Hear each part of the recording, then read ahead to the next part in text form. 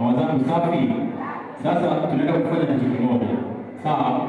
Utanisaidia kumlisha jirani yako hapa mbele ambaye yuko hapa. Baada ya hapo kila mama